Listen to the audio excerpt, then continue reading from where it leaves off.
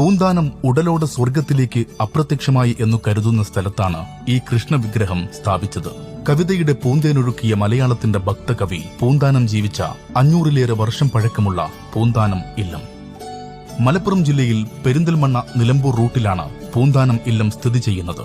Main റോഡിൽ നിന്നും 100 മീറ്ററോളം നടന്നുവേണം പൂന്താനം ഇല്ലത്തെത്താൻ. ഇടതൂർന്ന തണലു തീർക്കുന്ന മരങ്ങളാൽ ചുറ്റപ്പെട്ട നാലുകെട്ട്, വെട്ടുകല്ലുകളാൽ നിർമ്മിച്ച മനോഹരമായ പത്തായപ്പുര, വിശാലമായ മുറ്റം. ഇവിടെ നിന്നാണ് മലയാളത്തിന്റെ മഹാകാവ്യം ജ്ഞാനപ്പാന രചിക്കപ്പെട്ടത്. ആറ്റുനോറ്റുണ്ടായ ഓമനപുത്രന്റെ ആകസ്മിക വിയോഗത്തിലാണ് പൂന്താനം ജ്ഞാനപ്പാന രചിച്ചതെന്ന് ഐതിഹ്യം.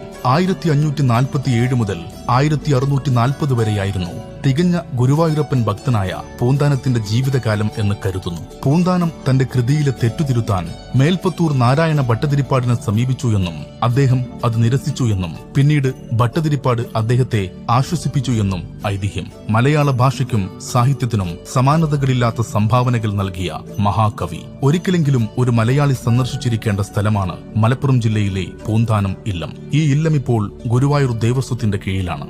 മലപ്പുറം ജില്ലയുടെ ചരിത്രവും വിശേഷങ്ങളും അറിയാൻ മെയ്ഡ് ഇൻ